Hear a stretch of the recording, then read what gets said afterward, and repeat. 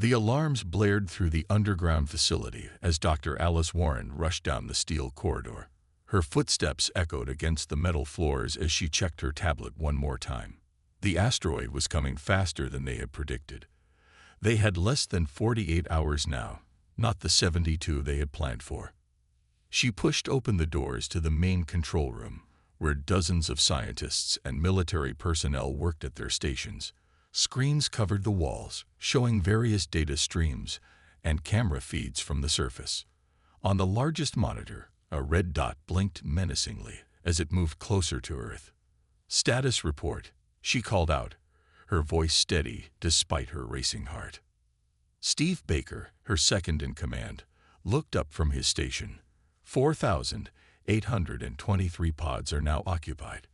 The last group is being processed through medical screening now. Alice nodded, her gray eyes scanning the room. They had planned this for years, built this facility deep under the Rocky Mountains, and created the most advanced cryogenic chambers in human history. Haven, as they called it, was humanity's last hope.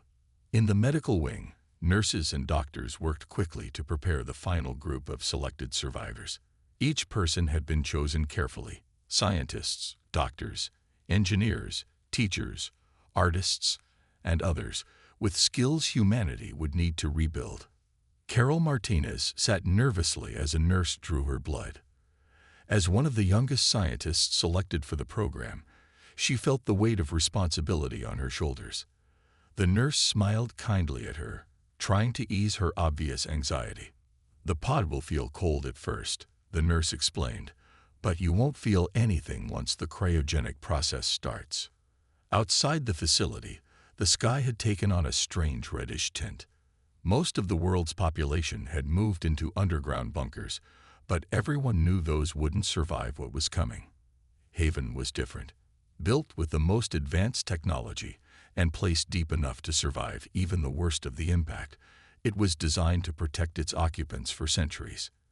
Alice walked through the cryogenic chamber room, checking the pods one final time. Each one was a masterpiece of engineering, designed to keep its occupant alive and unchanged for 300 years.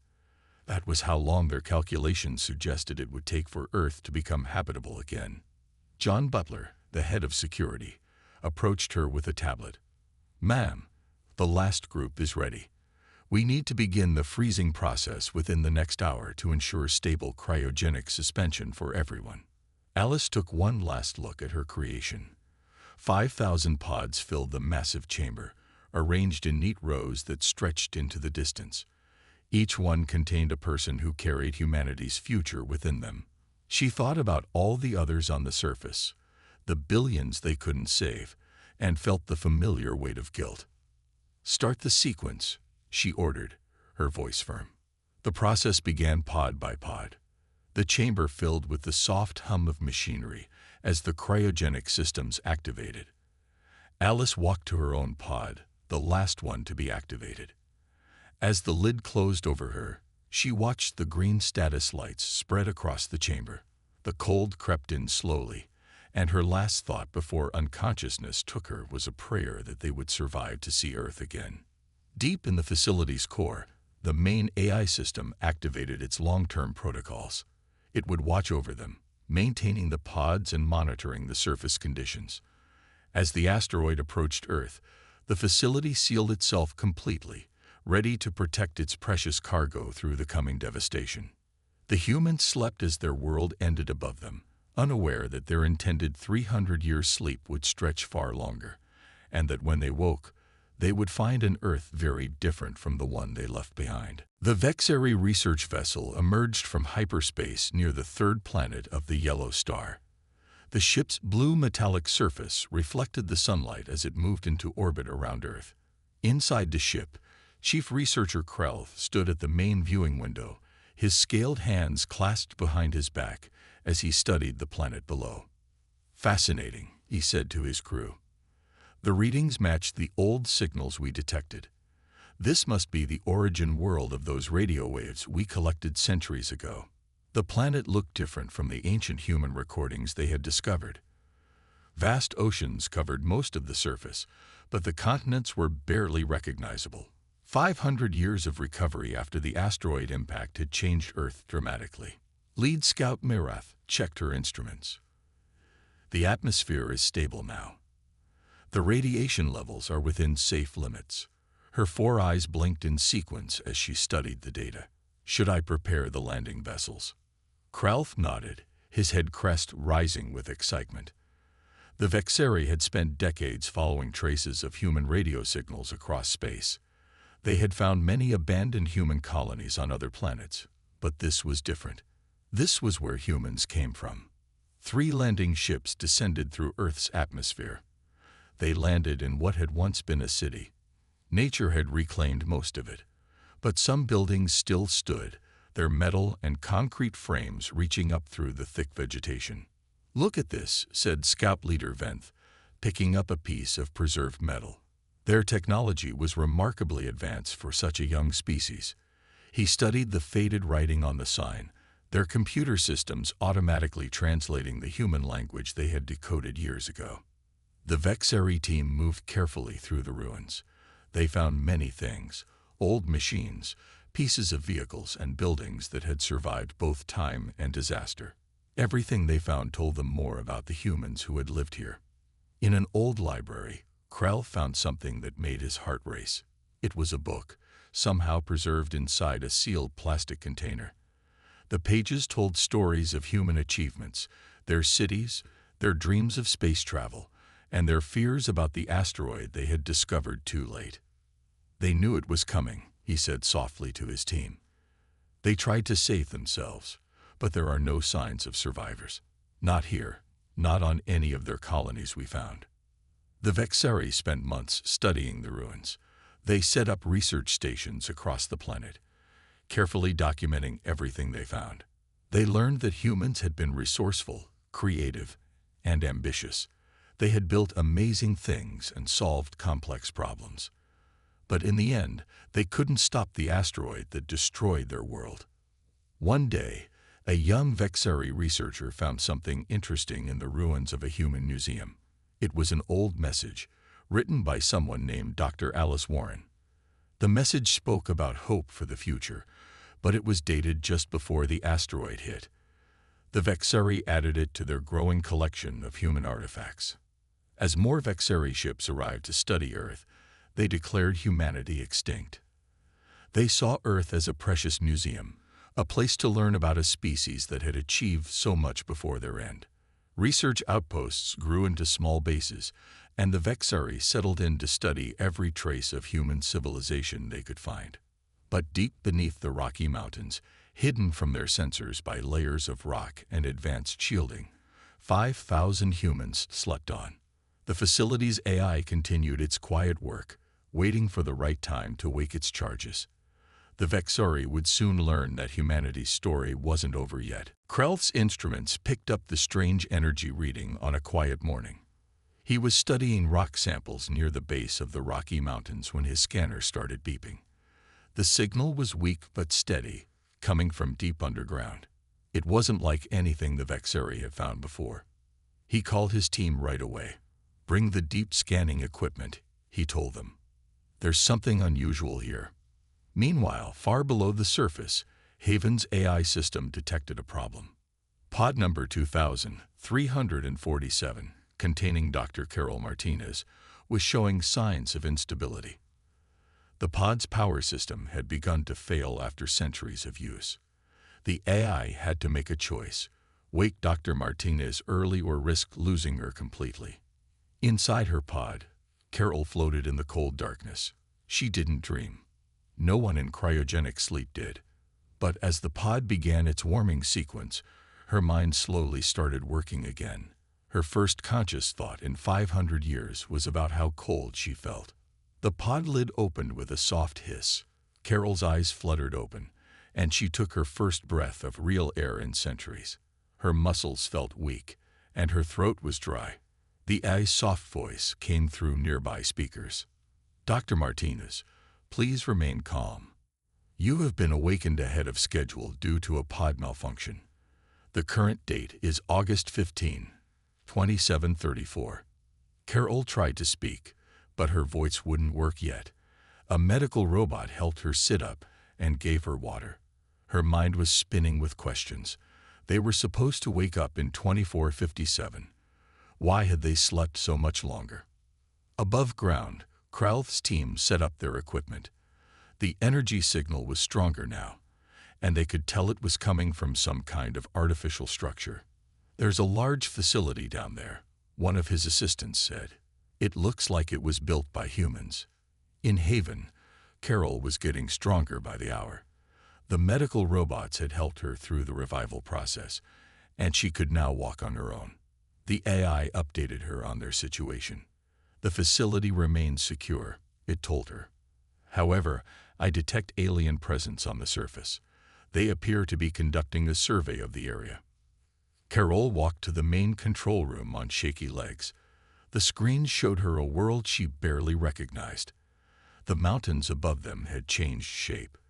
The valleys were full of strange plants. And there, moving on the surface, were creatures that were definitely not human.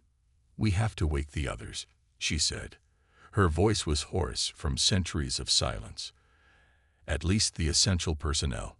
We need to figure out what's happening up there." The AI agreed. It began the revival process for 5 more pods.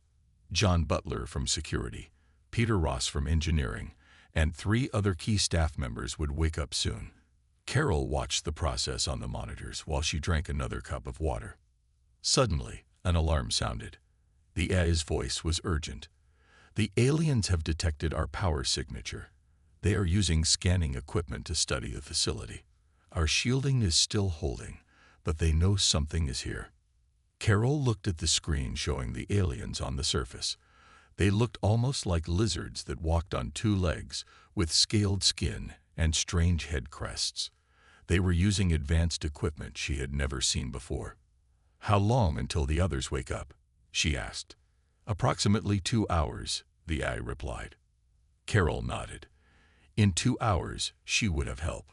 Until then, she had to decide what to do. Should they try to contact these aliens? Hide from them? After 500 years of sleep, humanity's future might depend on what she did next. John Butler woke up feeling like his head was stuffed with cotton. The revival process had been rough, but he forced himself to focus. Carol Martinez was already briefing him and the others in Haven's meeting room. "There are aliens on the surface," she explained, pointing to the screen. "They call themselves the Vexari. The AI has been monitoring their communications and learning their language." Peter Ross, still wrapped in a warming blanket, studied the scans. "They've already found several entrances to the facility. Our outer security doors won't hold them back forever." The small group of awakened humans sat in silence for a moment. They had prepared for many things before going into cryo-sleep, but alien contact wasn't one of them. "We need to contact them," Carol said firmly. "If we wait until they break in, they might see us as a threat." Above ground, Kralth was getting excited. His team had found 3 different entrances to the underground facility. All of them were sealed with technology far beyond what they had seen in other human ruins. "This place is still powered," he told his superior over the communication link, "and we're detecting signs of life inside." The response was immediate. "Proceed with caution. If there are living humans down there, this could be the discovery of the century." Just then, every Vexari device lit up with a new signal. A voice spoke in perfect Vexari. "Greetings. We are human survivors seeking peaceful contact." Kralth's hands shook as he responded. "This is Chief Researcher Kralth. We thought your species was extinct. How is this possible?" In Haven's control room, Carol spoke carefully into the microphone while the AI translated. "We were preserved in cryogenic sleep. We are scientists and civilians. We would like to meet with you peacefully." The next hour was tense. The humans quickly put on their best preserved clothes, while the Vexari prepared their first contact protocols. They agreed to meet at the facility's outer door. John insisted on checking everyone's weapons before they went. "Just in case," he said, "but keep them hidden. We don't want to start our first alien meeting with a fight." When the outer door opened, Both groups stood still, studying each other. The humans were surprised by the Vexari's lizard-like appearance, while the Vexari seemed amazed by the humans' soft skin and hair. Kralth stepped forward first. "Welcome back to your world," he said through his translator, "though it has changed much in your absence." Carol stepped forward to meet him. "How long have your people been here?" she asked. "We discovered Earth 50 years ago," Kralth explained. "We've been studying your civilization's remains ever since. Your species achieved so much before the asteroid. We've learned much from what you left behind." The tension slowly eased as they talked. The Vexari were scientists, just like many of the humans. They shared the same curiosity about the universe. But then a message came from the Vexari High Command. The humans could see Kralth's expression change as he received it. "Is something wrong?" Carol asked. "Some of my people are concerned," Kralth said carefully. "They have grown comfortable thinking of Earth as a dead world to study. Living humans will complicate things." John's hand moved closer to his hidden weapon, but Carol kept her voice calm. "We're not here to cause problems. This is our home, but we're willing to share it. We have much to learn from each other." The future of human-Vexari relations hung in the balance as both groups stood in that doorway, hoping they could find a way forward together. Lisa Wright stood in Haven's medical bay, checking the vital signs of newly awakened humans. The revival process was going slowly but safely. Each day, more pods opened, and more people joined the living. "How are they doing?" Carol asked, walking into the medical bay. She looked tired after days of meetings with the Vexari. "Better than expected," Lisa replied. "The pods did their job well. Everyone is healthy, just confused and scared." In another part of the facility, Peter Ross worked with a Vexari engineer to fix the failing power systems. The alien's scaled hands moved carefully among the old human technology. "Your power storage systems are remarkable," the Vexari said. 500 years, and they still work. We could learn much from this." Peter smiled. Working with the aliens wasn't as strange as he had first thought. They were curious and helpful, even if they looked like walking lizards. Daniel Grant spent his days in the communications room, learning the Vexari language and teaching them more about human culture. He showed them old movies, books, and music that Haven had preserved. "Your stories are so different from ours," a young Vexari researcher told him. "But the emotions feel the same. Love, fear, hope. Maybe we're not so different after all." But not everyone was happy about the aliens. Frank Morrison gathered a group of worried humans in the living quarters. "They've taken our world while we slept," he told them. "Now they want us to share what's left. Earth belongs to humans." Carol heard about these meetings and knew she had to act. She called all the awakened humans together in Haven's main hall. 500 people had been revived so far, with more waking each day.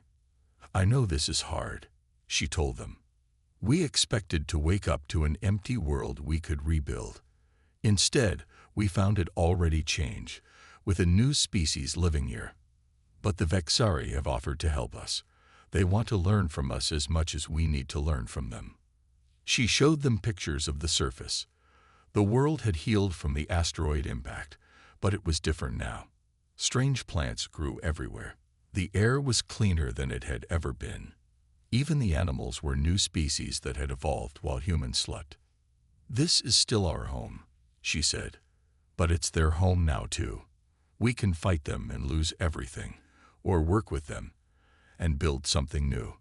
John Butler stood up next to her.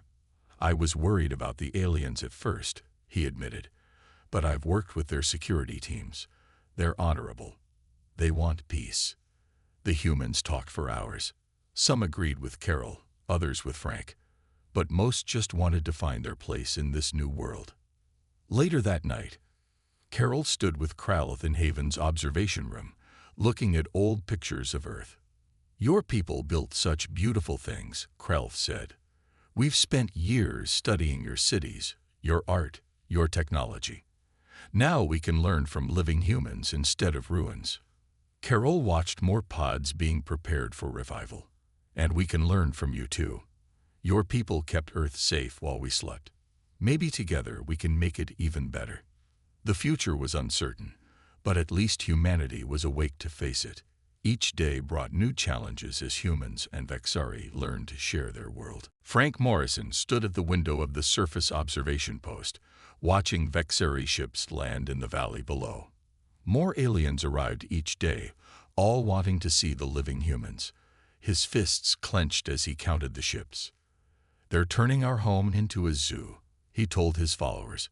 "Soon they'll outnumber us on our own planet." Meanwhile, in Haven's main conference room, Carol Martinez met with the Vexari High Council. The alien leaders had traveled from their closest colony to meet the awakened humans in person. "Your technology is remarkable," said Chief Council member Zexith. "The stasis pods, the AI systems, even your basic computers are different from anything we've seen. We want to trade knowledge with you." Carol looked at her team. Peter Ross nodded eagerly. He had already learned so much from working with Vexari engineers. Lisa Wright also seemed interested, thinking about how alien medical knowledge could help her patients.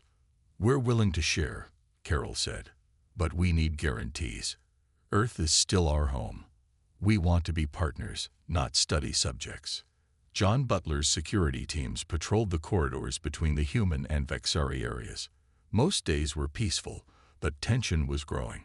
Some humans wanted to claim more surface land for settlements. Some Vexari didn't want to give up their research bases. One morning, alarms rang through Haven. Frank and his followers had taken over a Vexari research station on the surface. They were demanding that all aliens leave Earth within 1 month. "This is our world." Frank's voice came through the communication system. "We didn't freeze ourselves for 5 centuries to wake up as aliens' pets." Carol rushed to the control room. The Vexari ships were moving into defensive positions. Years of peaceful cooperation were about to fall apart. "Let me talk to him," she told both human and Vexari security teams. "We can't let anger destroy everything we've built." She spoke to Frank through the video link. His face was red with anger, but she saw fear in his eyes too. "Frank, look outside," she said. "Really look. That's not the Earth we left behind. The plants, the animals, even the air is different. We need the Vexari's help to survive here. And they need us too." "They're stealing our birthright," Frank argued. "No, they're offering to share it. Their scientists have spent decades studying our ruins, trying to learn from us. Now they can learn from living humans instead, and we can learn from them." Hours passed as they talked. John Butler kept both human and Vexari security forces calm. Peter Ross showed Frank's group how Vexari technology had helped repair Haven's failing systems. Lisa Wright explained how alien medicine had helped heal problems from long-term stasis. Finally, Frank's group surrendered. Nobody was hurt, but the incident showed how fragile peace could be.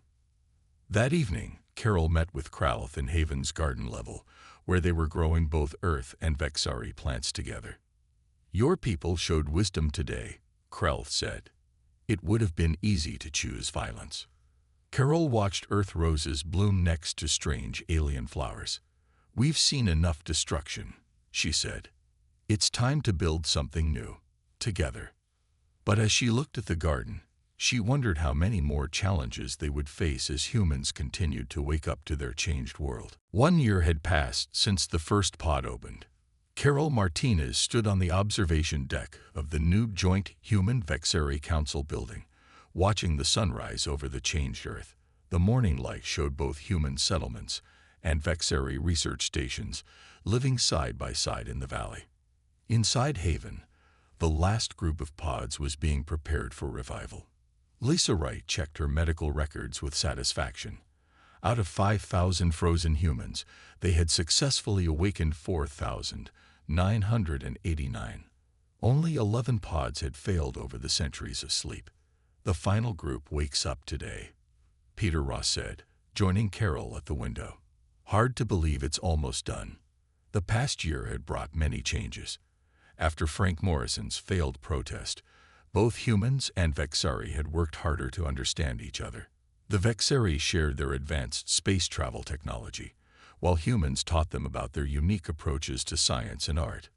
John Butler now led a mixed security force of humans and Vexari.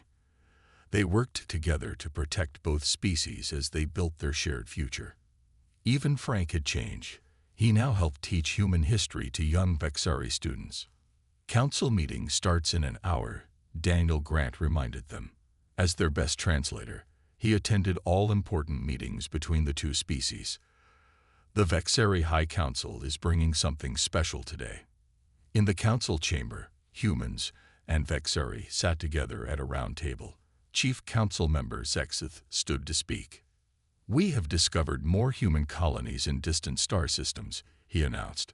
"Some may have survived, hidden like you were. We want to search for them together." The room burst into excited discussion.